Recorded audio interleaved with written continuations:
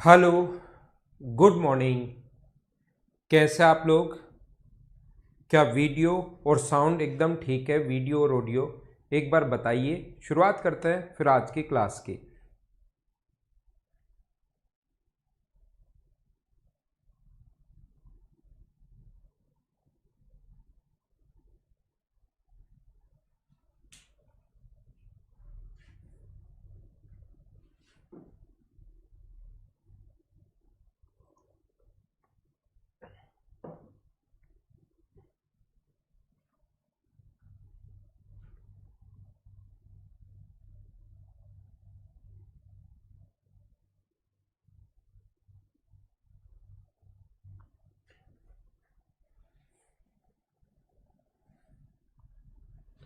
तो ये क्वेश्चन क्या हम लोग करें? आइए शुरुआत करते हैं हम लोग नेक्स्ट हमारे क्वेश्चन की।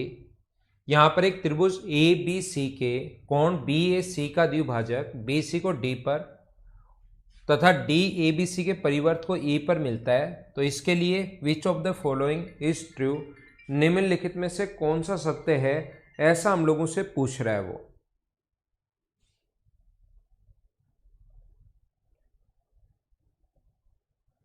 तो क्या हम लोग शुरुआत करें? तो अपना जो क्वेश्चन है वो ऐसा होगा, ये अपने पास एक ट्रायंगल है ए बी और सी। मैं लिखता हूं यहां पर, ये अपने पास एक ट्रायंगल है ए बी और सी। थोड़ी देर पहले भी यही बात समझा कर गया था, जो मैं वापस समझाता हूं। इसके बाहर से एक सर्किल है जो इसको मिलता है डी और ई पर, ये मिलता है डी पर और ये मिलता है ई पर। अगर इसको इससे ज्वाइन कर दें, ये एंगल बाइसेक्टर, ये कोण भी अगर थीटा या एक्स है तो ये कोण भी एक्स होगा। और इसको अगर ज्वाइन कर दें हम लोग, तो एक ही आर्क द्वारा रिमेनिंग सरकमफ्रेंस पर बना एंगल बराबर होता है एक ही चाप द्वारा शेष परिधि पर बना कोण बराबर होता है। ये आपको पता होगा। तो ये कोण अगर थीटा है तो ये कोण भी थीटा होगा। और अपने पास ये एंगल इसके बराबर बचा तीसरा। तो अपने पास ट्रायंगल ए बी डी जो है, ट्रायंगल ए बी डी वो सिमिलर होगा ए ई सी के साथ। और जैसे ही सिमिलर होगा तो आप लोग लिख सकते हो ए बी अपॉन ए ई बराबर बी डी अपॉन ई सी बराबर ए डी अपॉन ए सी। ये बात आप लोग लिख सकते हो। यदि दो ट्रायंगल सिमिलर हैं तो सिमिलर होते ही आप लोग ये चीज लिख सकते हो, ये बात आप लोग लिख सकते हो। ये थोड़ी देर पहले भी मैं समझा कर गया था, हाँ ना बोलिए, याद है क्या? यहां तक की जो चीजें थी उसको मैं थोड़ी देर पहले भी समझा कर आया हूं, थोड़ी देर पहले भी समझा कर मैं गया हूं। लेकिन अब की बार क्या किया इसने, इसने पूछ लिया ए बी अनुपात ए C, A B into A सी अनुपात नहीं, प्लस डी ई इंटू ए। ये इसकी वैल्यू अगर हम लोगों से पूछी है तो ध्यान रखना, क्रॉस मल्टीप्लाई अगर कर दें हम लोग फर्स्ट और थर्ड को क्रॉस मल्टीप्लाई कर दें तो ए बी इंटू ए सी की जो वैल्यू होगी वो क्या अपने पास ए डी इंटू ए ई, क्या बिल्कुल ठीक है क्या? ए बी इंटू ए सी का जो मान होगा, क्रॉस मल्टीप्लाई अगर कर दें तो ए बी इंटू ए सी का जो मान होगा वो ए डी इंटू ए ई होगा। तो इस ए बी इंटू ए सी की जगह क्या हम लोग ए डी इंटू ए ई लिख सकते हैं क्या? हाँ ना बोलिए।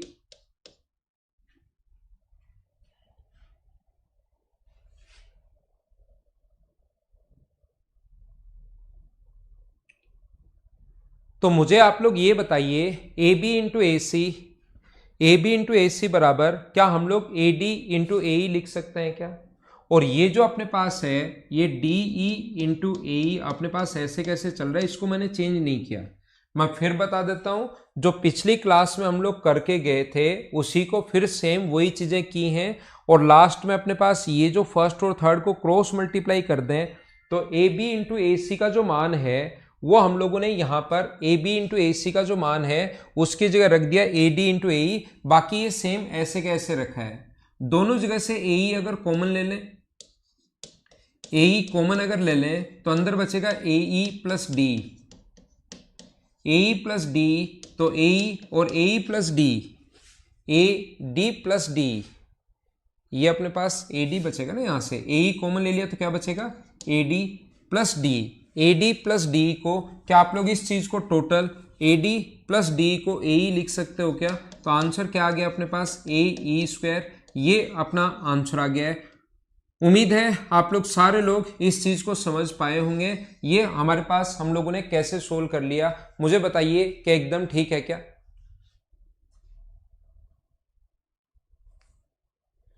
तो नेक्स्ट क्वेश्चन मैं आपको बताने की कोशिश कर रहा हूं, ठीक है। यहां पर अपने पास ऐसा लिखा हुआ है, ये एंगल और ये अपने पास सिमिलर हो गया, और सिमिलर होते ही हम लोग ये लिख सकते हैं। अब की बार लेकिन इसका मान पूछ लिया, वो तो सेम वही है, सिमिलरिटी तो समरूपता तो सेम वही है जैसा हम लोगों ने थोड़ी देर पहले समझा था, लेकिन अब की बार वैल्यू इसकी पूछ ली। तो इस ए बी इंटू ए सी की जगह आप लोग ए डी इंटू ए लिखोगे, दोनों जगह से ए कॉमन आएगा, तो ये बचा, इंटू कर दिया, आंसर आ गया। मैं आपको एक ही बात करने की, एक ही बात बताने की कोशिश कर रहा हूं सभी लोगों को कि ऐसा क्वेश्चन आज आपको मैंने करवा दिया, और ये क्वेश्चन एग्जाम में अगर कभी आपके सामने आ जाए तो इसको कर लोगे। लेकिन पहली बार अगर ऐसा क्वेश्चन आपके सामने आता है, फर्स्ट टाइम अगर ऐसा क्वेश्चन आपके सामने आता है, तो ध्यान रखना आप लोग नहीं कर पाओगे, घर पर आकर आप लोग कर दोगे। लेकिन एग्जाम के अंदर जहां पर वहां पर मेंस में 2 घंटे मिलते हैं, उसमें टाइम बड़ा फास्ट भागता है। टाइम तो वही 2 घंटे मिलते हैं, लेकिन वो 2 घंटे 1 घंटे में निकल जाते हैं, पता नहीं क्या चक्कर होता है, 20 मिनट में वो 2 घंटे निकल जाते हैं। तो ध्यान रखना आप लोग ये बात कि ऐसे क्वेश्चन जब एग्जाम में नहीं हो तो एक आइडियल कंडीशन ले लिया करो, आंसर आ भी सकता है। जब कोई क्वेश्चन आपको आपसे नहीं हो रहा है तो क्या करें, तो मैं आपको बता रहा हूं एक आइडियल कंडीशन ले लो, उससे आंसर आ भी सकता है, या जरूरी नहीं कि 100% आंसर आएगा ही आएगा, लेकिन आप लोग एक आइडियल कंडीशन लेकर देख लिया करो। अगर आपके पास आंसर आ जाए तो अच्छी बात है, नहीं आए तो फिर उसका तो अपने पास तरीका क्या होगा देखिए आप लोग। नहीं आए तो फिर हम लोगों को तो पहले भी नहीं आ रहा था, लेकिन हम लोग क्या करेंगे, यहां पर एक आइडियल कंडीशन लेकर चलते हैं कि ये इसका सेंटर है, और ये अपने पास ट्रायंगल ऐसे है, और ये यहां पर 90 डिग्री का कोण बना रहा है, ए बी सी, ये डी सेंटर जो है वो डी पर सेंटर है, और ये पॉइंट अपने पास ई है, ये भी आर, ये भी आर, ये भी आर, और ये भी आर। फिर मैं एकदम आइडियल कंडीशन ले लेता हूं कि इसके सेंटर पर मिल रहा है डी, और ये अपने पास 90 डिग्री का कोण बना देता हूं, तो ये अपने पास पाइथागोरस थ्योरम से आर और आर अगर है तो अपने पास पाइथागोरस थ्योरम से ये कितना होगा, √2r, और पाइथागोरस थ्योरम से ये भी कितना होगा, √2r। मैंने क्या किया, एक आइडियल कंडीशन मैंने ले ली है यहां पर,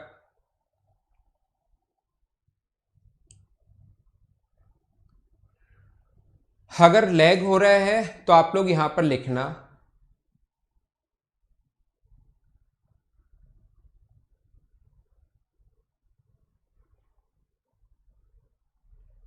देखिए, तो मैं क्या कह रहा था कि यहां पर आप लोगों को ए बी का जो मान है, ए बी √2 का 2r का स्क्वायर, अपने पास 2r स्क्वायर, अपने पास ए बी इंटू ए सी, ए सी का जो मान होगा, ए बी इंटू ए सी का मान वही इसका इंटू करोगे स्क्वायर, मतलब √2r इंटू √2r, मैं वैल्यू पुट कर रहा हूं, प्लस अपने पास यहां से डी ई इंटू ए ई, डी ई आर है, और ए ई अपने पास कितना है, 2r है।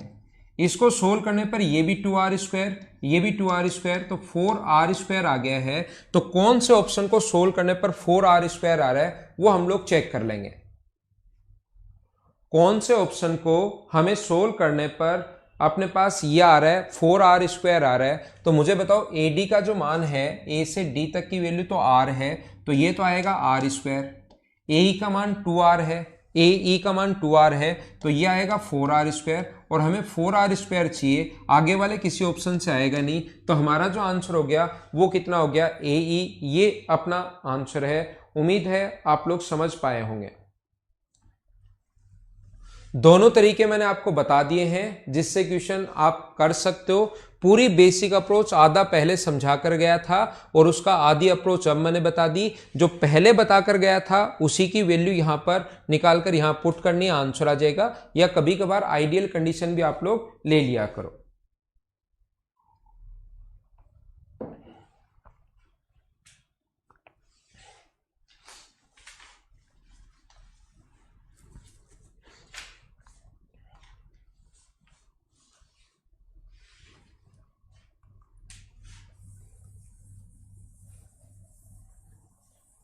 चलो अगला क्वेश्चन आप लोग करने की कोशिश करो।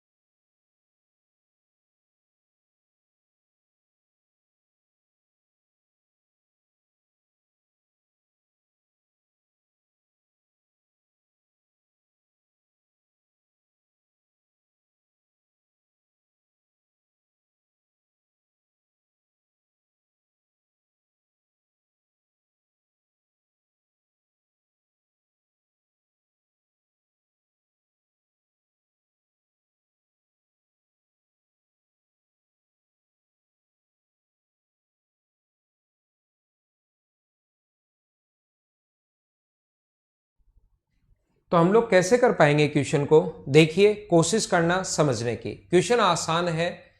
ए बी सी में सी का आंतरिक द्विभाजक ए बी को डी पर A B not equal to A C. तो यहां पर मैं डायग्राम बनाता हूं आपके लिए, जो कि बिल्कुल आसान क्वेश्चन होगा, एकदम आसान होगा।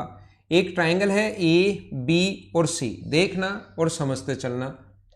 एक अपने पास ट्राइंगल है, यहां पर एक ए है, एक बी है और एक अपने पास सी है।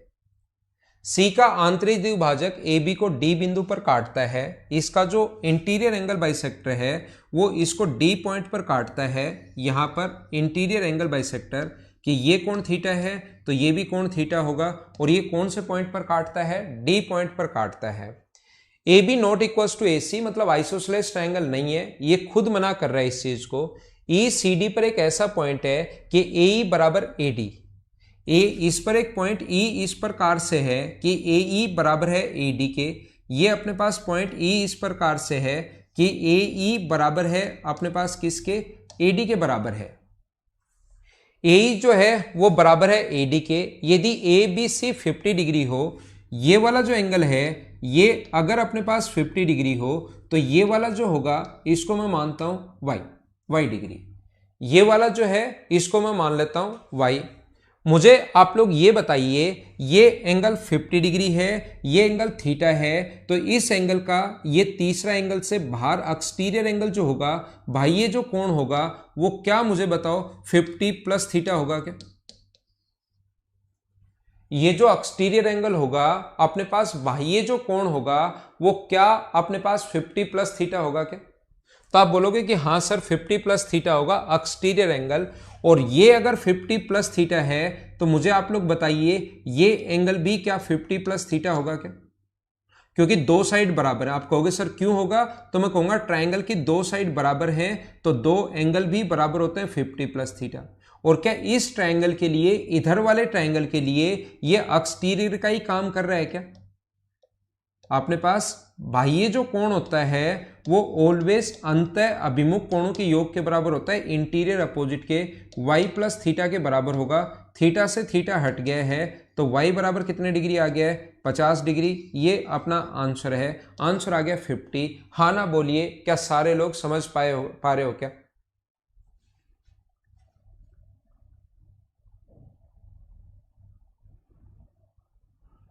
बोलिए, एकदम ठीक है क्या? 50 हमारा आंसर आ गया क्वेश्चन नंबर 13 का। थोड़ा और आगे बढ़ते हैं हम लोग, नेक्स्ट क्वेश्चन पर चलते हैं। अगले क्वेश्चन पर चलने की शुरुआत करते हैं। नेक्स्ट क्वेश्चन हम लोग करते हैं। तो अगला क्वेश्चन, क्या ये क्वेश्चन तो मैं थोड़ी देर पहले करवा कर आया हूं, याद है क्या? टी बिंदु पर मिलते हैं,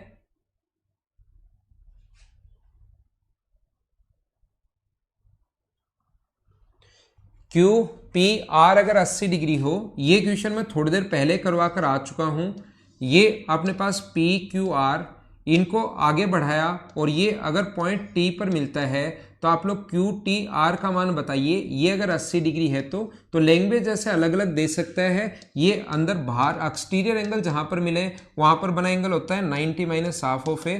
तो आंसर अपने पास यहां पर कितने डिग्री आ गया, पी क्यू आर और पी आर एस के द्विभाजक क्यू पी आर बराबर, क्या अपने पास सही, तो आंसर क्यों नहीं आ रहा?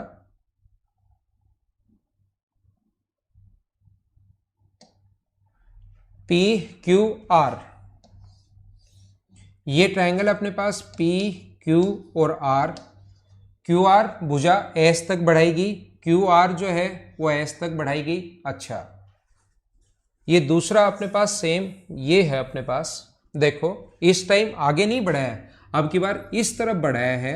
वो तो हमने पहले पढ़ा हुआ था, दिमाग में था, वैसे के वैसे कर लिया। पी क्यू आर अपने पास इस ट्रायंगल पी क्यू आर और इस ट्रायंगल पी आर एस, इस एंगल का बाइसेक्टर एक दूसरे को टी पर मिलते हैं, ऐसे है। तो मुझे बताइए यहां पर बना एंगल टी पर जो बना एंगल होगा वो क्या अपने पास इसका आधा होगा क्या पी पर?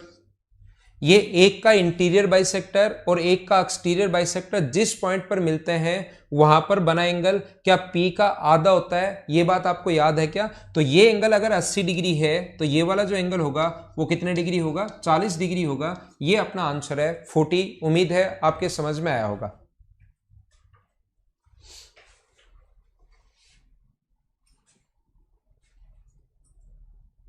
ठीक है क्या?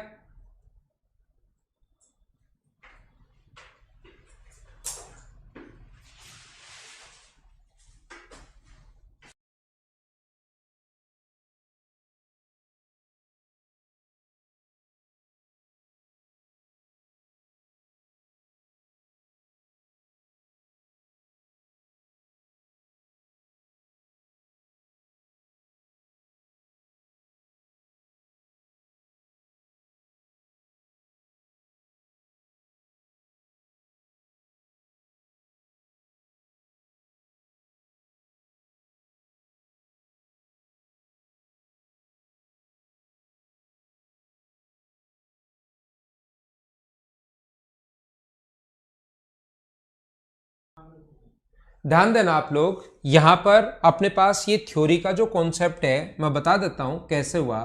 ये अपने पास एंगल कभी भी अगर ऐसा हो, जैसे ये एंगल अगर 80 डिग्री है, देखना ये एक का तो इंटीरियर बाइसेक्टर, ये वाला एंगल अगर मैं एक्स मानूं और ये वाला एंगल अगर वाई होगा, तो ये जो एक्सटीरियर एंगल बाइसेक्टर ये वाला जो एंगल होगा वो अपने पास होगा एक्स प्लस वाई।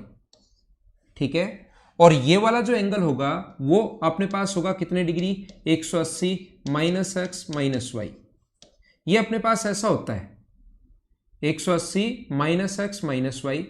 तो यहां पर मैं आपसे ये बताना या ये सिखाना चाह रहा हूं सभी लोगों को कि जब भी अपने पास ये बात याद भी कर लेना, ये चीज याद भी कर लेना, ये क्वेश्चन आता है काफी बार आया हुआ है। इस एंगल का इंटीरियर बाइसेक्टर, तो इस एंगल का इंटीरियर बाइसेक्टर अगर लोगे तो ये वाला जो एंगल होगा ये अपने पास होगा x बाई 2, और इसका एक्सटीरियर बाइसेक्टर ये वाला जो होगा ये वाला एंगल अपने पास यहां पर ये ऊपर वाला एंगल ये होगा x प्लस वाई बाई 2, यानी x by 2 plus y by 2, और ये वाला एंगल अपने पास है 180 माइनस एक्स माइनस वाई। तो आप एक काम करोगे कैसे, जब आप लोग इसको सोल्व करोगे, एक तो एंगल x बाई 2 है, एक एंगल है x by 2 plus y by 2, पूरा एंगल ये, अगर इसकी आप लोग बात करोगे तो ये पूरा x प्लस वाई था और एक्सटीरियर बाइसेक्टर तो एक x प्लस वाई बाई 2 है। इस एंगल को जोड़ोगे, इस ब्लैक वाले को जोड़ोगे और इस एंगल को अगर जोड़ोगे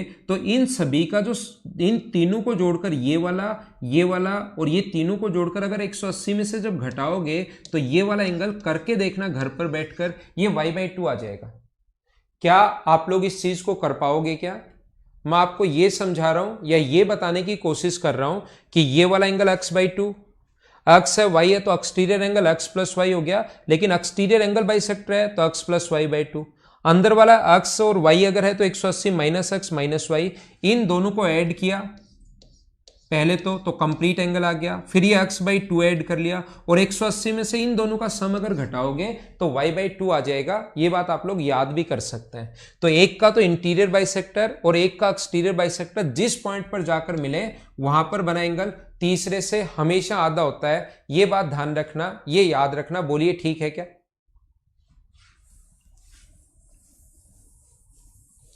उम्मीद है समझ पाए होंगे आप लोग। नेक्स्ट क्वेश्चन पर हम लोग चलते हैं।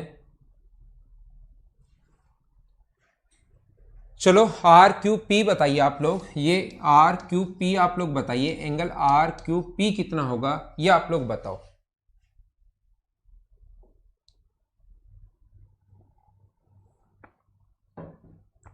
आ गया ना y/2? एकदम ठीक है।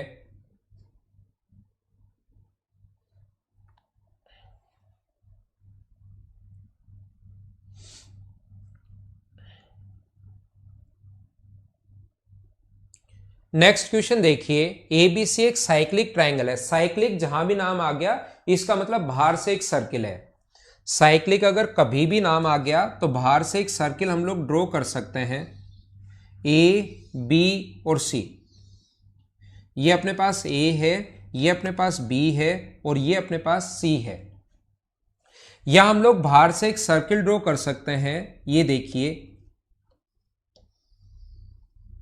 साइक्लिक नाम आते ही बाहर से हम लोग एक सर्किल ड्रॉ करेंगे। हमेशा याद रखना इनके एंगल बाइसेक्टर ए बी व सी के एंगल बाइसेक्टर, इसका एंगल बाइसेक्टर मिलता है P पर,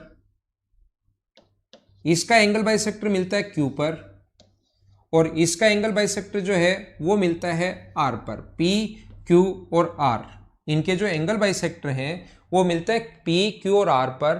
तो RQP का मान बताइए। RQP की वैल्यू हम लोगों से पूछी है कि ये वाली वैल्यू आप लोग बता दीजिए। सारे लोग देखना, ये इसके एंगल बाइसेक्टर हैं, कोशिश करना समझने की, ध्यान देना इधर। ये अगर इसके एंगल बाइसेक्टर अगर हैं तो मुझे आप लोग ये बताइए RQP जो पूछा है वो दो एंगल से मिलकर बना है। एक तो इससे मिलकर बना है, दो आर्क, एक तो इस वाली आर्क से मिलकर बना है। तो ये वाला एंगल अगर C/2 है, एंगल बाइसेक्टर था, इस पूरे को मैं C अगर लिख रहा हूं, तो ये एंगल अगर C/2 है तो मुझे बताइए कि ये वाला एंगल C/2 ही होगा क्या? ये दो आर्क से मिलकर बना है, PQR पूरा पूछा है, तो एक तो इससे मिलकर बना है PQR, और दूसरा ये जो मिलकर बना है ये इससे मिलकर बना है। तो सारे लोग बताइए इस आर्क द्वारा मिलकर बना है, तो ये वाला एंगल क्या A/2 होगा क्या? और ये वाला अगर A/2 है तो एक ही चाप द्वारा शेष परिधि पर बने कोण बराबर होते हैं। इस आर्क द्वारा यहां पर अगर अपने पास एंगल A/2 है तो सेम आर्क द्वारा यहां पर भी जो एंगल बनेगा वो क्या A/2 होगा क्या? तो यही हम लोगों से पूछा है। तो आंसर मुझे बताइए कितना आ गया है? आंसर आ गया A/2 प्लस C/2। लेकिन आप कहोगे सर ये तो ऑप्शन में है ही नहीं, A/2 और C/2 तो ऑप्शन में है ही नहीं। तो अब हम लोग क्या करेंगे? मैं कहूंगा angle A plus angle B plus angle C plus angle, सभी का सम 180 डिग्री होता है, और 2 से अगर डिवाइड कर दोगे A/2 plus B/2 plus C/2 तो बराबर अपने पास कितने डिग्री होगा? 90 डिग्री। सभी जगह 2 से डिवाइड कर दिया। तो बताओ A/2 और C/2 की जो वैल्यू है, A/2 और C/2 का मान चाहिए, क्या उसको 90 माइनस B/2 भी लिख सकते हैं क्या? तो आंसर आ गया 90 माइनस B/2। ये अपना आंसर है। हाँ ना बोलिए, क्या एकदम ठीक है क्या? क्वेश्चन नंबर 15 आसान क्वेश्चन था। उम्मीद है कि क्वेश्चन 15 आपने आसानी से ढंग से कर लिया होगा।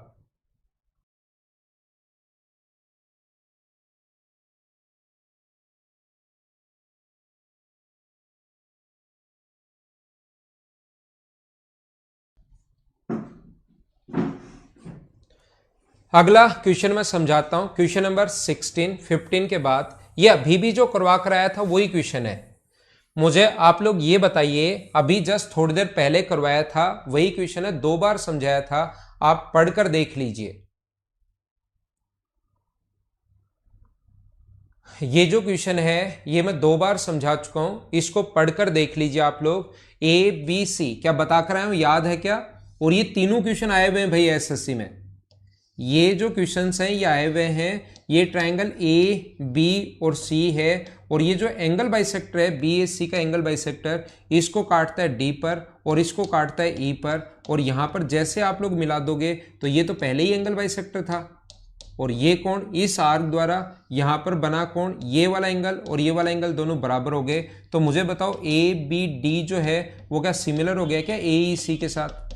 और जैसे ही सिमिलर होगा तो ए बी अपॉन ए ई बराबर बी डी अपॉन ई सी बराबर ए डी अपॉन ए सी, ऐसा हम लोग लिख सकते हैं। और ये मैंने फटाफट बता दिया है।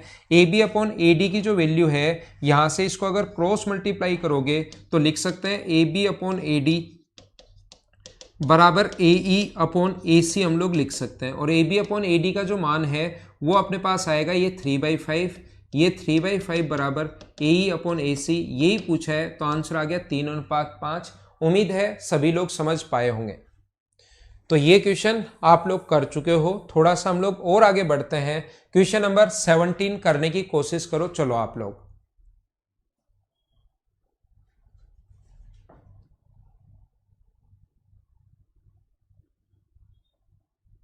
ये अलग अलग क्वेश्चन है एचआर मीना, रिपीट क्वेश्चन नहीं है। ये तीनों क्वेश्चन आए हुए हैं, ये भी क्वेश्चन आया हुआ है और पहले जो दोनों क्वेश्चन है वो दोनों अलग अलग हैं। आपको लग रहा है सेम कॉन्सेप्ट पर, लेकिन क्वेश्चन तो दोनों अलग अलग है ना।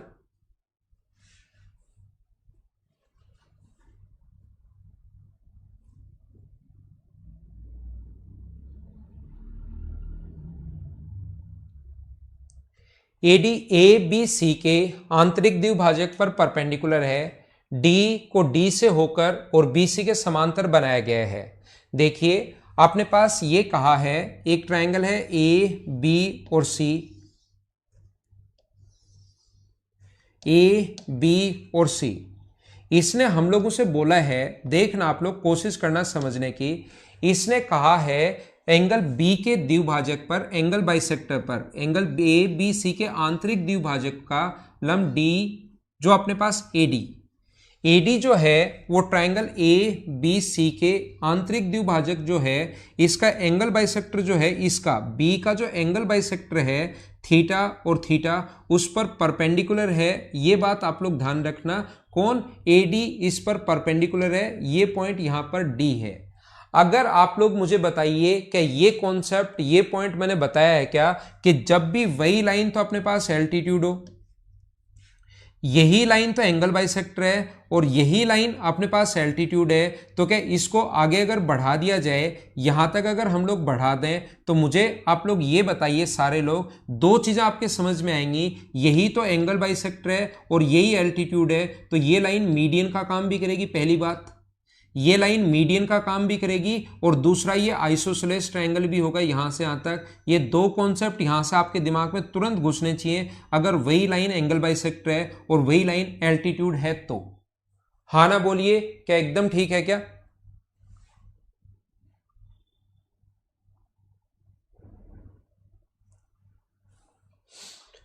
अब अपने पास मैं क्या बता रहा हूं, AC की लंबाई 12 सेंटीमीटर है तो AE की लंबाई कितनी होगी? तो मुझे बताइए इसके समांतर, BC के समांतर एक लाइन यहां से खींची, BC के समांतर जो इसको मिलती है E पर, और AC की लेंथ अगर 12 है तो AE की लेंथ बताओ। कम से कम हजारों बार मैं ये बात आप लोगों को समझा चुका हूं, मैं आप लोगों को बता चुका हूं कि जब भी अपने पास मिड पॉइंट से, इसने खुद ने कहा पैरेलल लाइन खींची जाए, D from D is parallel to BC, इसके पैरेलल लाइन खींची जाए, तो हमें पता है कि मैं प्रूव कर चुका हूं कि मीडियन का काम करिए मतलब मिड पॉइंट है, और मिड पॉइंट से पैरेलल लाइन खींची जाए तो क्या वो इधर वाले के भी मिड पॉइंट पर जाकर मिलती है? हाँ ना बताइए, क्या एकदम ठीक है क्या? तो AE की जो लेंथ होगी वो कितना आ जाएगा? 6। ये अपना आंसर है, बोलिए एकदम ठीक है क्या? हाँ ना बोलो, क्या आपको बिल्कुल सही तरीके से समझ में आया है क्या?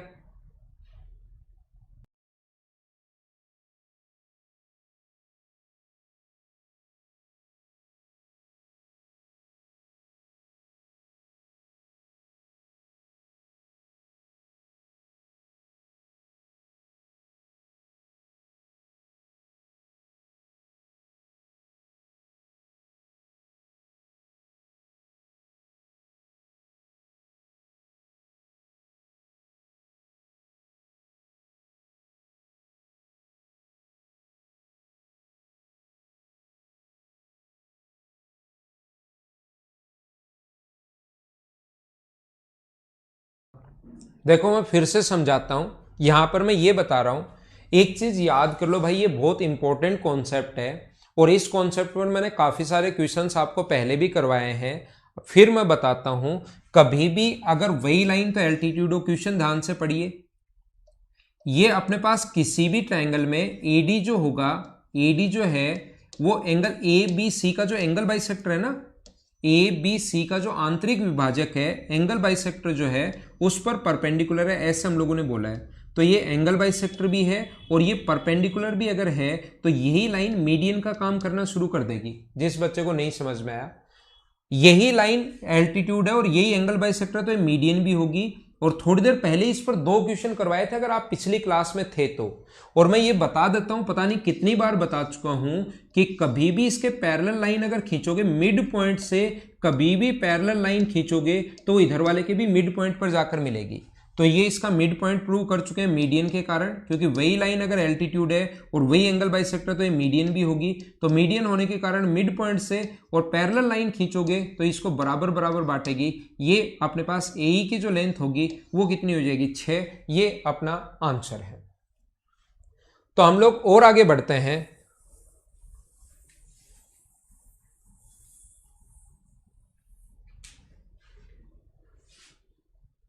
क्या हम लोग आगे चले? नेक्स्ट क्वेश्चन मैं आपको समझाता हूं। अगला क्वेश्चन अपने पास ये रहा, चलो आप लोग इसको करने की कोशिश करो। क्वेश्चन नंबर 18 को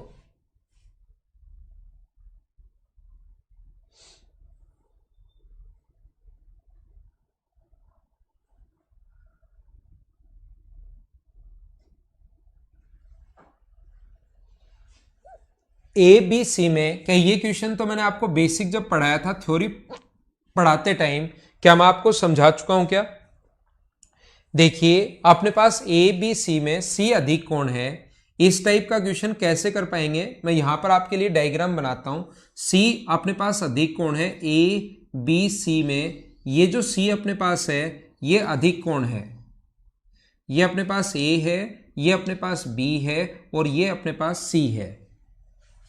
बढ़ी हुई बीसी को एसी और डी पर मिलते हैं। इसके एक्सटीरियर एंगल बाइसेक्टर बाह्य कोण संधिभाजक, इसको आगे बढ़ाने पर ये अपने पास इसका जो एक्सटीरियर एंगल बाइसेक्टर होगा, कोण संधिभाजक जो होगा यहां पर इसका एंगल बाइसेक्टर जो होगा बढ़ी हुई बीसी को तो मिलता है डी पर, और इसका एक्सटीरियर एंगल बाइसेक्टर जो होगा बढ़ी हुई एसी को जो मिलता है वो मिलता है ई पर।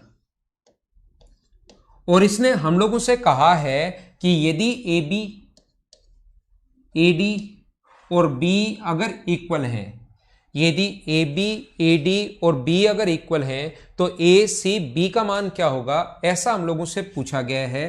तो देखिए हम लोग क्या करेंगे, ये दोनों साइड अगर बराबर हैं, ये वाली साइड और ये वाली साइड अगर बराबर हैं तो इसके सामने का एंगल अगर ये A है तो ये एंगल भी A होगा। ये बात ध्यान रखना, A और A अगर है तो एक्सटीरियर एंगल जो होगा ट्रायंगल का वो होगा अपने पास 2A, और ये एक्सटीरियर एंगल बाइसेक्टर है तो ये 2A है, तो ये भी अपने पास 2A। कैसे आ गया बोलिए, समझ पाए हो क्या? हाँ ना बोलो, क्या एकदम ठीक है क्या? मैंने उस पहले वाले को तो रिपीट कर दिया था। यहां पर अपने पास ये खुद ने क्वेश्चन ने कहा है कि कोण समद्विभाजक है, बाह्य कोण समद्विभाजक, तो हमने एंगल बाइसेक्टर बना लिए, हम लोगों ने खुद ने एंगल बाइसेक्टर बना लिए। अब हमें कहा गया है कि दो साइड अपने पास इक्वल हैं, ये एंगल बाइसेक्टर हम लोगों ने बना लिए। हमें कहा कि ये और ये तीनों साइड बराबर हैं, तो पहले इस ट्रायंगल की बात करूं, दोनों साइड बराबर हैं तो इसके सामने का एंगल ये अगर ए है तो इसके सामने का ये भी ए होगा। तो ए और ए मिलकर एक्सटीरियर एंगल बन गया 2A, और ये एंगल बाइसेक्टर है तो ये भी कितना बन गया अपने पास 2A। अब यहां पर सेम कॉन्सेप्ट जो अभी लगाया है वो इस वाले ट्रायंगल में लगाऊंगा AEB में। इसके सामने इस वाले एंगल को अगर मैं B मानूं तो इसके सामने ये वाला एंगल भी B होगा, और फिर एक्सटीरियर एंगल ये 2B होगा, और ये एंगल बाइसेक्टर है तो ये भी अपने पास 2B होगा। ध्यान रखो आप लोग। अब मुझे बताओ A 2A B और A, ट्रायंगल ADB की बात कर रहा हूं, पहले ट्रायंगल ABD की बात कर रहा हूं। तो मुझे बताइए यहां से अपने पास A एंगल है, 2 एंगल है, A एंगल है। एक तो इस वाले एंगल को देखना, एक इस वाले एंगल को, एक इस वाले एंगल को, और एक इसको जोड़ने पर 180 डिग्री होना चाहिए। तो 4A प्लस बी, ए 4 बार आएगा, 4a प्लस बी बराबर होना चाहिए 180 डिग्री। ऐसे ही ट्रायंगल ए बी ई में, ट्रायंगल ए बी ई में हम लोग क्या लिख सकते हैं, इस ट्रायंगल में ए बी ई में हम लोग लिख सकते हैं, ये अपने पास बी है, ए है, 2b है और बी है, तो बी 4 बार आएगा और ए 1 बार आएगा, तो लिख सकते हैं ए प्लस 4b बराबर 180। दोनों को अगर ऐड करोगे तो 5 टाइम ए आ गया है, 5 टाइम बी आ गया है, बराबर 360 डिग्री अगर हो तो ए प्लस बी यहाँ से आएगा 72 डिग्री। और a प्लस बी का मान किसी भी ट्रायंगल में a और b का मान 72 डिग्री है, तो ये जो क्वेश्चन होगा इसका आंसर कितने डिग्री होगा, 108 डिग्री। अच्छा क्वेश्चन था, उम्मीद है समझ में आया होगा। हाँ ना बोलिए कि एकदम ठीक है क्या।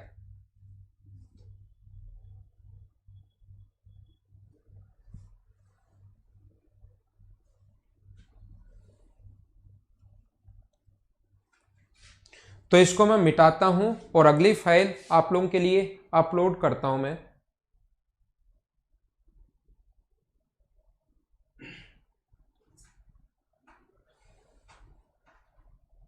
108 डिग्री बिल्कुल ठीक है, आपका आंसर बिल्कुल सही है।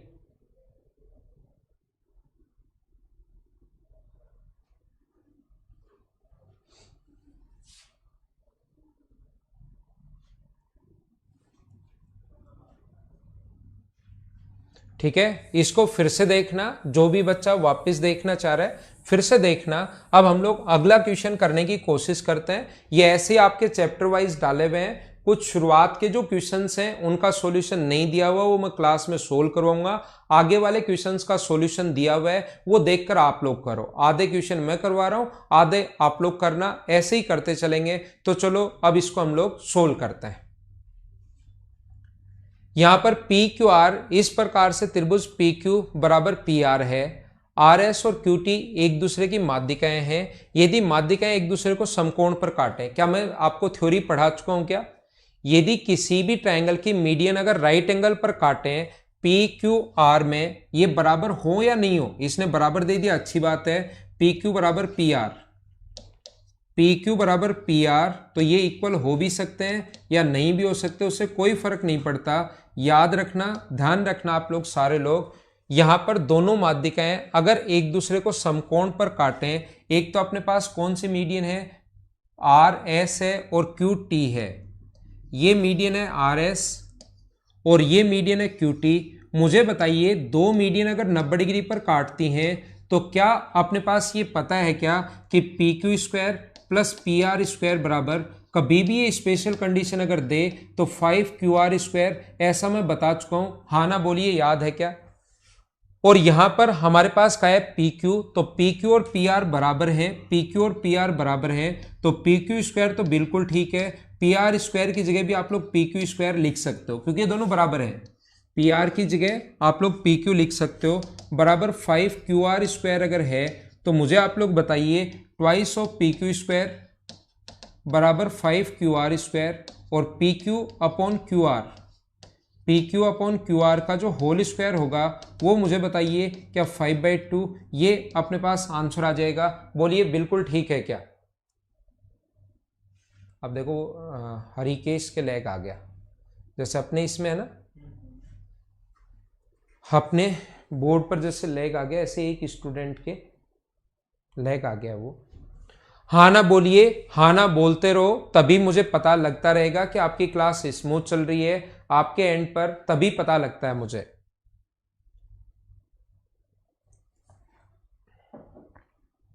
और ये कंप्लीट थ्योरी मैं आपको पढ़ा कर आया हूं।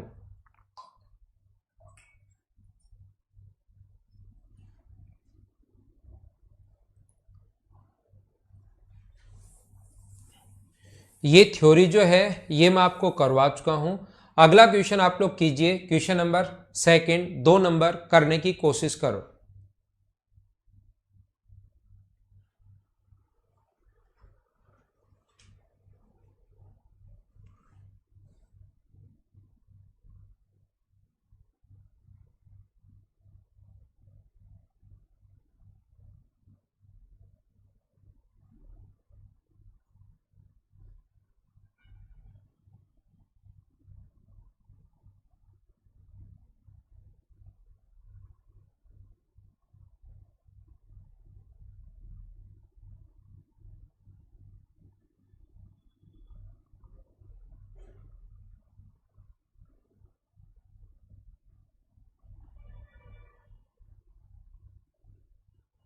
देखिए एक्स वाई जेड में जी केंद्रक है। मुझे बताइए कभी भी अगर आप लोगों को माध्यिका की लंबाई अगर निकालनी है 11 है, वाई जेड अपने पास यहाँ से 14 है और एक्स जेड यहाँ पर अपने पास 7 है, तो जीएम की मान हम लोग आसानी से निकाल देंगे।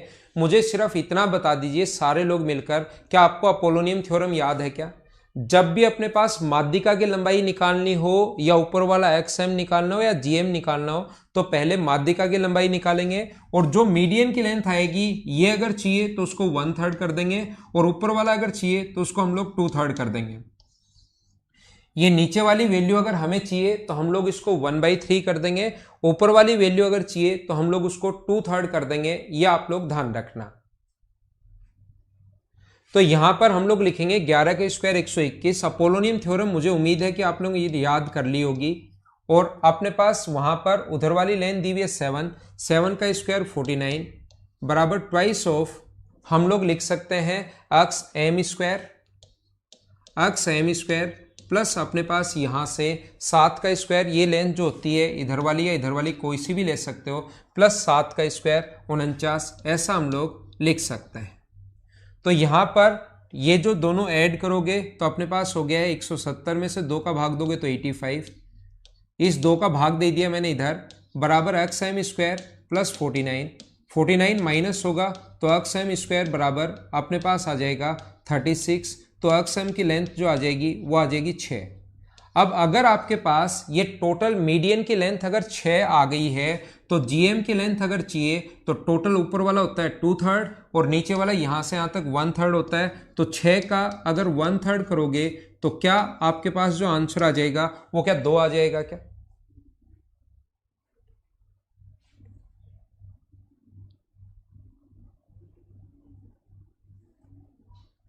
हाँ ना बोलिए, एकदम ठीक है क्या? 2 आपका आंसर बिल्कुल ठीक है, बिल्कुल ठीक है और बिल्कुल ठीक है।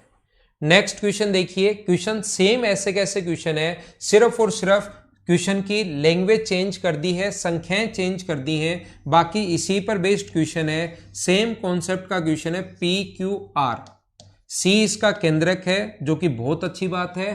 पी क्यू बराबर दिया हुआ है 30, क्यू आर बराबर हमें दिया हुआ है 36 और ये दिया हुआ है हमें 50। देन डी अगर इसका मिड पॉइंट है, डी अगर इसका मिड पॉइंट है तो ये मीडियन होगी और सी इसका केंद्रक अगर है तो सी डी की लेंथ पूछी है। सिर्फ संख्याएं चेंज है। क्या सेम पहले वाला क्वेश्चन है? हाँ ना बोलिए, एकदम ठीक है क्या?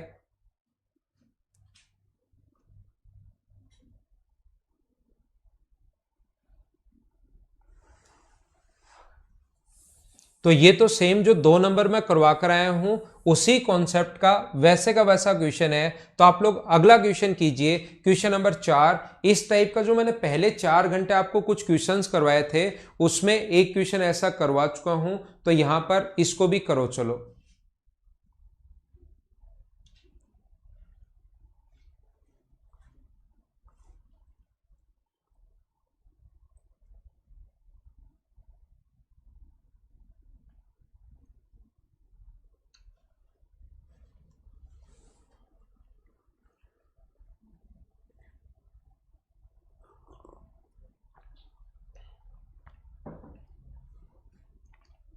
त्रिभुज ए बी सी में डी जो है वो बी सी का मध्य बिंदु है।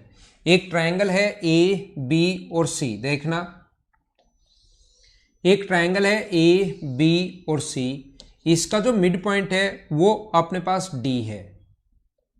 बीसी का मिड पॉइंट अपने पास डी है। उसके बाद हम लोगों को कहा है ई जो है वो एडी का मिड पॉइंट है। ई जो है वो एडी का मिड पॉइंट है। एडी का मिड पॉइंट यहां पर है ई। देखते जाओ, एफ जो है वो बी का मिड पॉइंट है।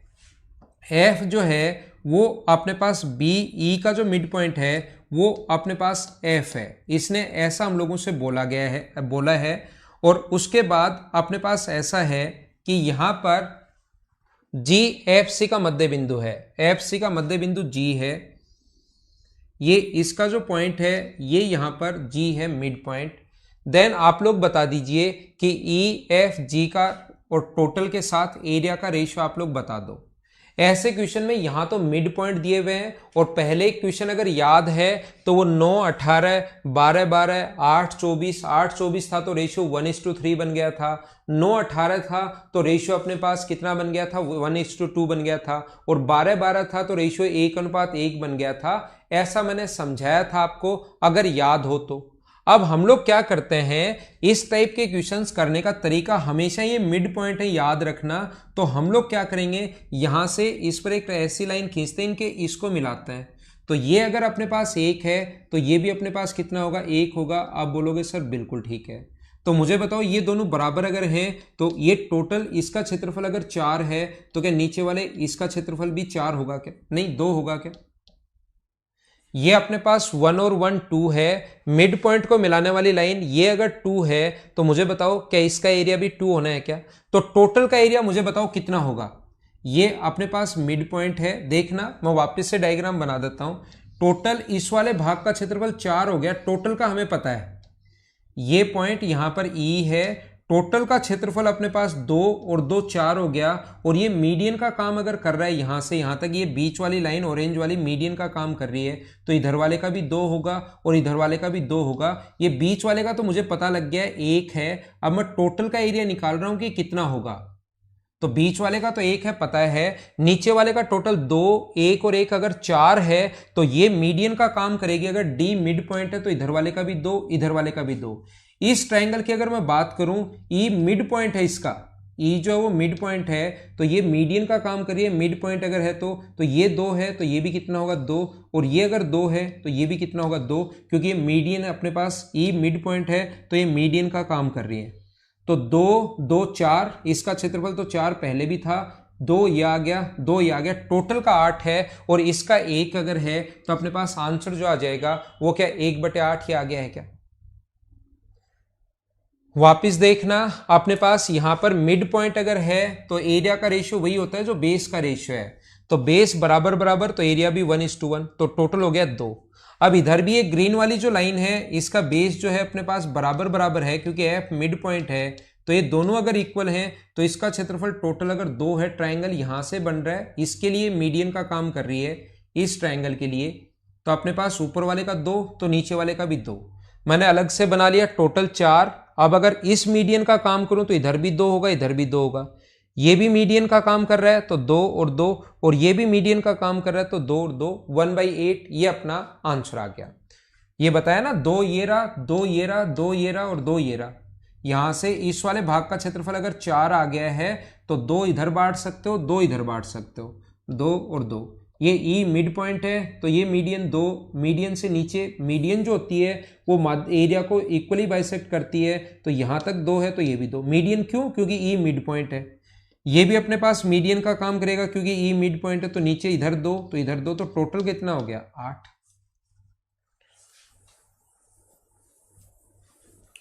चलो अगला क्वेश्चन आप लोग करो, क्वेश्चन नंबर 5 करने की कोशिश करो, सभी को आना चाहिए। देखो ऐसे, भवानी शंकर रिफ्रेश।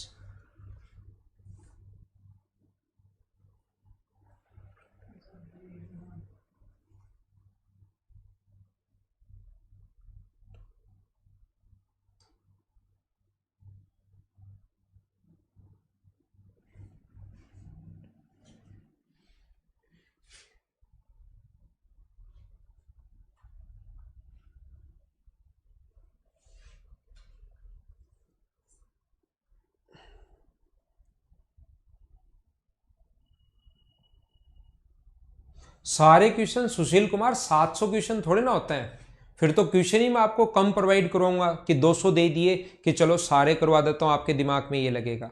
सुशील जी कमेंट कर रहे हैं कि सर सारे क्वेश्चन करवा देना। 700 क्वेश्चन क्लास में सारे नहीं होते, आधे मैं करवाऊंगा आधे आप करो, नहीं तो फिर आपकी प्रैक्टिस तो बनेगी ही नहीं। नहीं तो फिर मैं आपको देता ही 200 कि मैं सारे करवाऊंगा, जितने भी क्वेश्चंस दूंगा सारे करवाऊंगा और फिर देता ही 200। समझ पा रहे हो ना आप। तो कुछ क्वेश्चंस मैं करवाता हूं, कुछ आपकी प्रैक्टिस के लिए होते हैं ताकि आपका दिमाग चले, इसीलिए तो 670 क्वेश्चंस दिए हैं मैंने आपको टोटल। यहां पर देखिए इसने कहा है ये एंगल जो अपने पास है CBM ये 45 डिग्री है, ये वाला जो एंगल है ये अपने पास 45 डिग्री है, ठीक है, और ये अपने पास AG परपेंडिकुलर ऑन BM, ये परपेंडिकुलर भी है, GM की लेंथ जो है वो 1 है। तो मुझे बताओ इसको आगे अगर मैं बढ़ा दूं, देखना, तो ये एंगल इधर अगर 90 डिग्री है तो इधर भी 90 होगा। ये एंगल 45 क्यों है? क्योंकि क्वेश्चन में दिया हुआ है। ये 90 डिग्री अपने पास है, ये अपने पास 90 डिग्री है, तो अपने पास इधर आगे बढ़ाने पर ये भी अपने पास 90 डिग्री होगा। तो एक्सटीरियर एंगल क्या ये अपने पास 45 डिग्री हुआ क्या? तो 45 अगर हुआ तो ये दोनों बराबर होंगी, 45 अगर हुआ तो ये दोनों बराबर होंगी। ये उम्मीद आपके समझ में आया होगा कि मैंने क्या कॉन्सेप्ट लगाया। फिर मैं बता देता हूं, ये 45 डिग्री क्वेश्चन में गिवन है, इसको अगर आप लोग आगे बढ़ा देते हो तो ये 90 है तो इधर भी 90 होगा, तो ये एंगल 90 डिग्री, ये 45, तो ट्रायंगल का तीसरा एंगल 45, 45 पर ये दोनों बराबर होंगी। और जीएम की लेंथ अगर 1 है, ये अगर 1 है तो ऊपर वाला अपने पास ये होगा 2, और ये 2 है तो ये भी अपने पास 2 होगा, और ये 2 है तो क्या इधर वाला 4 होगा क्या? रेशियो अपने पास 2:1 होता है। ये 1 है तो ऊपर वाला 2, ये दोनों पहले ही बराबर प्रूव कर चुके हैं, तो ये 2 है तो ये भी 2, और ये रेशियो 2:1 होता है ग्रेविटी सेंटर के कारण, तो 2:4। तो क्या हमारे पास 4 का स्क्वायर 16 और प्लस 2 का स्क्वायर 4, तो क्या आंसर अपने पास 2√5 आ जाएगा क्या? 2√2 2 बार लिख दिया इसने गलती से, 2√5 ये अपने पास आंसर आ जाएगा। √20 को आप लोग 2√5 लिख सकते हो। हाँ ना बोलिए, क्या समझ पाए हो क्या? नेक्स्ट क्वेश्चन मैं समझाता हूं, इसका स्क्रीनशॉट आप लोग ले सकते हो, जो भी स्टूडेंट लेना चाहे। मैं क्वेश्चन के बाद साइड में हट जाता हूं हमेशा।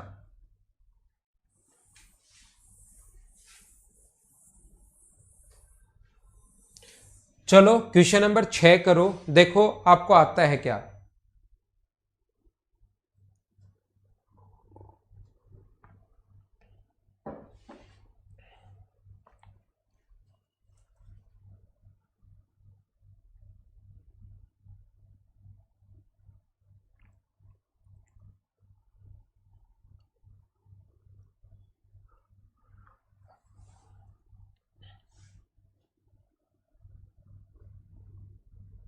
इसने BC की लेंथ पूछी है तो वो भी हम लोग निकाल लेंगे। ये लेंथ देखो AB आ गया है, BC अगर पूछा है, BC पूछा है, तो हम लोग BC भी फाइंड आउट कर लेंगे। देखना भाई, पिछले क्वेश्चन में वापस आओ, मैंने AB निकाल दिया, इसने पूछा क्या है हमसे? BC पूछा है। हम लोग AB भी निकाल सकते हैं, AC भी निकाल सकते हैं, और BC भी हम लोग निकाल सकते हैं, सारे के सारी हम लोग निकाल सकते हैं। जैसे अपने पास, मुझे बताइए, ये अगर अपने पास 2 है, मुझे ये बताओ, ये अगर अपने पास 2 है, ये एंगल 45 डिग्री, तो ये अपने पास यहां से आगे बढ़ाने पर यही कहा है ना इसने, CBM, इसने एंगल ही अलग दे दिया इसने, ये बना यहां रखा है अपने पास, जबकि होना इधर से चाहिए CBM। इसने ये चीज, या तो ये अपने पास AGM, ये AG परपेंडिकुलर ऑन BM, ठीक है, तो ये 45 और ये अपने पास कितना है? 45, ठीक है। तो मुझे बताओ, ये अगर 1 है तो ये कितना होगा? 2। मैं फिर से डायग्राम बना देता हूं यहां पर, देखिए, क्योंकि मैं AC निकाल कर आ गया था। यहां पर देखिए, ये अपने पास इस पर परपेंडिकुलर है, और ये एंगल 45 डिग्री, ये तो मैं सही लिख रहा हूं ना, CBM, ये 45 डिग्री है, देखना, और ये इस पर अपने पास ये ग्रेविटी सेंटर है, और यहां से एंगल 90 डिग्री है, ये ग्रेविटी सेंटर, ये 90 डिग्री है, तो आगे बढ़ाने पर ये इधर भी 90 होगा, स्ट्रेट लाइन, तो ये 45। और मैं बता चुका हूं, ये अगर 1 है तो ये अपने पास 2 होगा, और 45 के कारण ये अगर 2 है तो ये भी अपने पास 2 होगा। तो सबसे पहले मुझे बताइए, राइट एंगल ट्राइंगल में देखो ये कोण 90 डिग्री है, राइट एंगल ट्राइंगल में क्या आप लोग हाइपोटेनस निकाल सकते हो क्या? ये साइड 2 है, ये साइड अगर 2 है, तो ये वाली साइड जो होगी वो क्या 2√2 होगी क्या?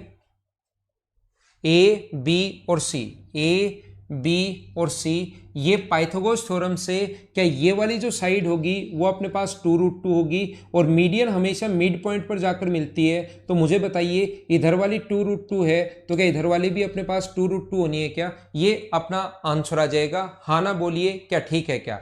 तो आंसर ध्यान रखना, BC की लेंथ अगर पूछी है तो हमारा जो आंसर होगा वो अपने पास 4√2 होगा। ये आप लोग सही कर लो।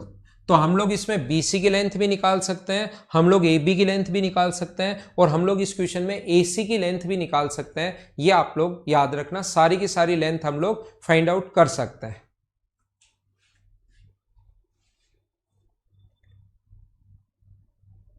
इसको आप लोग G इज द सेंट्रोइड, इसको आप लोग केंद्रक कीजिए हिंदी मीडियम वाले स्टूडेंट। ठीक है, केंद्रक करना इसको।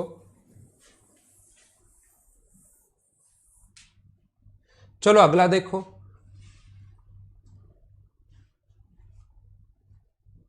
AB अक्षत निकाल लो। AB तो अपने पास आ ही गया है, पाइथागोरस थ्योरम से ही करेंगे।